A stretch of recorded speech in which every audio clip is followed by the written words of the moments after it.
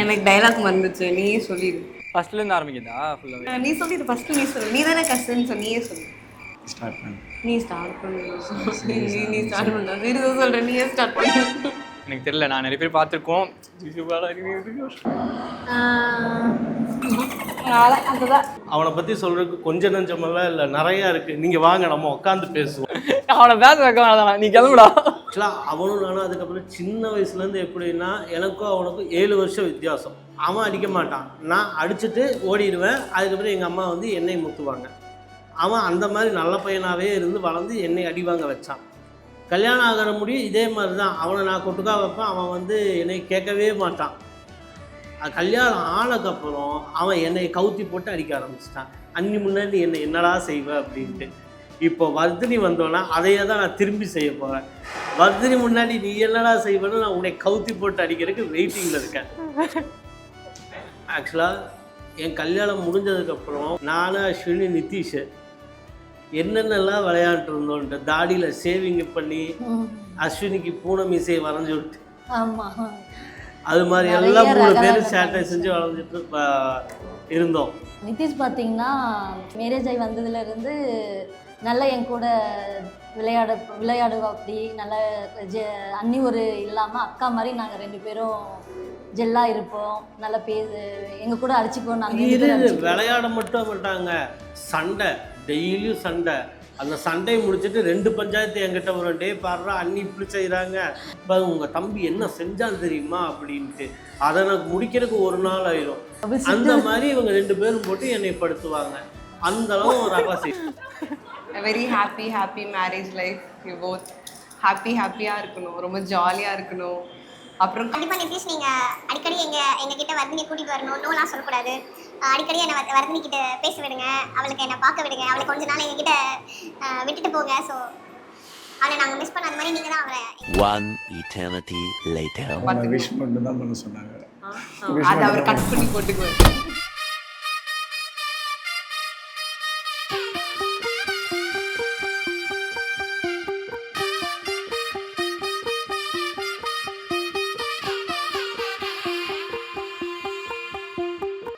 తెల్లవారే వెలుగు రేఖలా పచ్చ పచ్చ పచ్చి మట్టి బొమ్మలా అల్లి బిల్లి వెన్న పాల నురగలా అచ్చ తెలుగు ఇంటి పూల కొమ్మలా దేవదేవుడే పంపగ ఇలా దేవతే మా ఇంట అడుగే పెట్టెనంట. బ్రహ్మ కళ్ళలో కాంతులే మా అమ్మలా.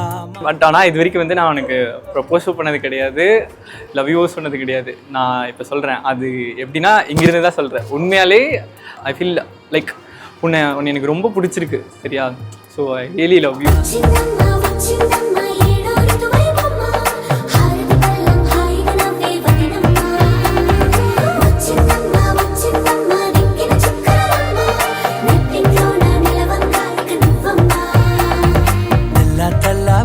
వెలుగు రేఖలా పచ్చ పచ్చ పచ్చి. நல்ல கப்பல், 2 பேரும் நல்ல பேராக இருக்காங்க. வீட்டுக்கு ஏற்ற மருமகளாக இருப்பாங்க.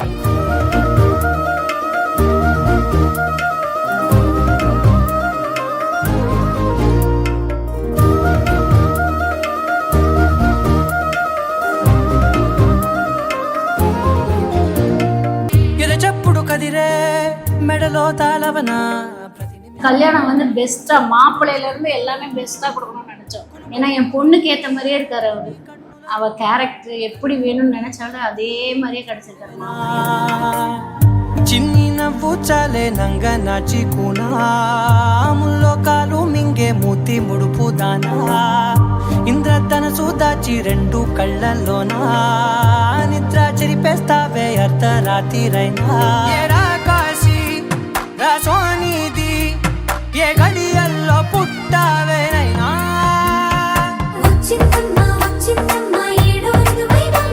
నా ఊహల్లో నా ఊరేగింది నువ్వమ్మా. நான் எங்கெல்லாம் டவுன் ஆகிறனோ அங்கெல்லாம் வந்து எனக்கு சப்போர்ட் பண்ணிட்டு தான் இருந்தேன். கண்டிப்பாக இதுக்கு மேலேயும் இருப்பேன், அது எனக்கு தெரியும். ஸோ கண்டிப்பாக நானும் இருப்பேன்.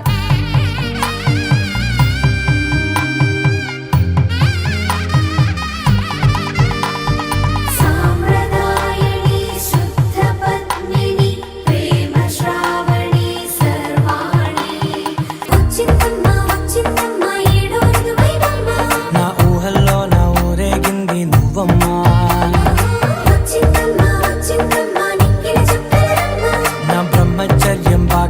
பேசிந்தம்மா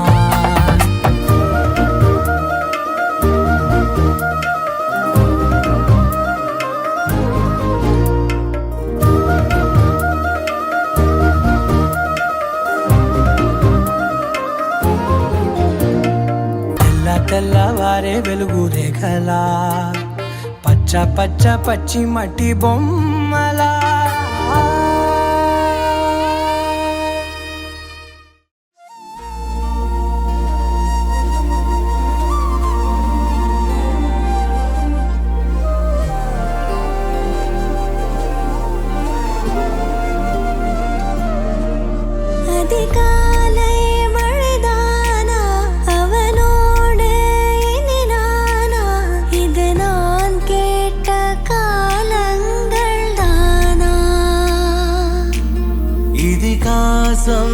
இதுதானா இவளோடு நடந்தேனா இந்த மாயத்தில் நானும் விழுந்தேனா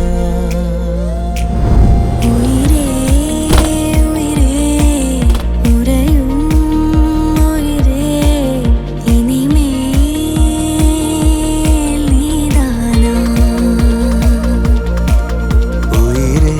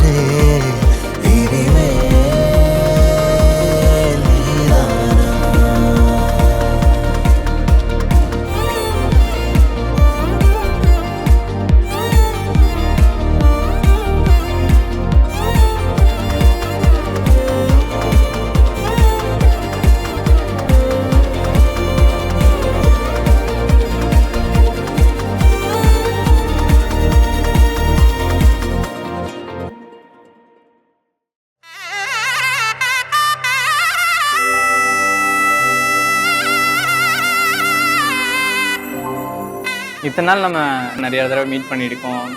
பட் ஆனால் இன்னைக்கு இந்த பிரைட் லுக்கில் ஒன்று பார்க்கும்போது எனக்கு வந்து ஒரு மாதிரி ஸ்டன்னிங்காக இருக்குது. லைக் வாவ் அப்படின்ற மாதிரி இருக்குது. ரொம்ப அழகாக இருக்கு. லைக்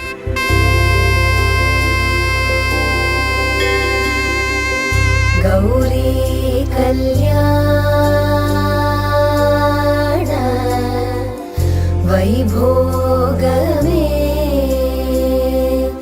லக்ஷ்மி கல்யாண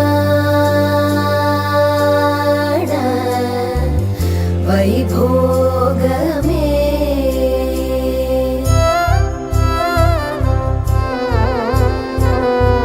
கௌரி கல்யாண வைபோகமே லக்ஷ்மி கல்யாண வைபோகமே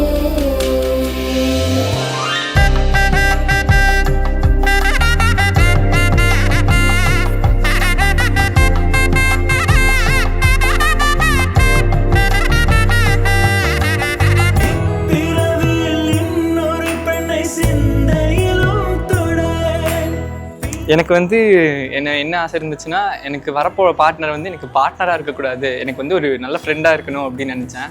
ஸோ எனக்கு அது அப்படியே அமைஞ்ச மாதிரி இருக்குது.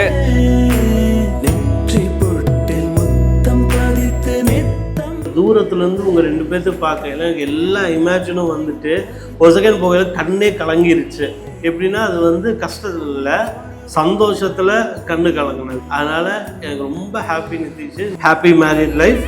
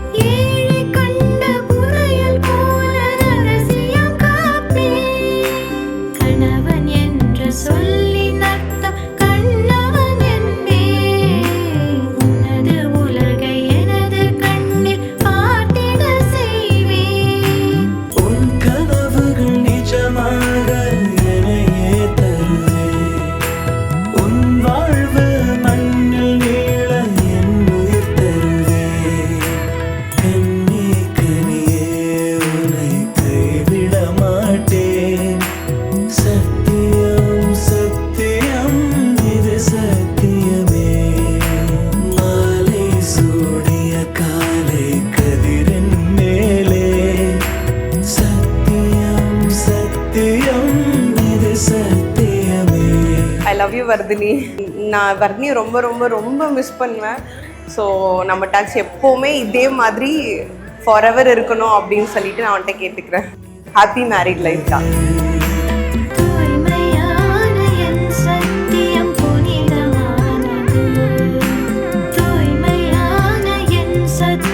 வா 2 பேரும் சேர்ந்து என் நல்ல பெரிய ஒரு லாங் ரைடு வந்து ஸ்டார்ட் பண்ணலாம்.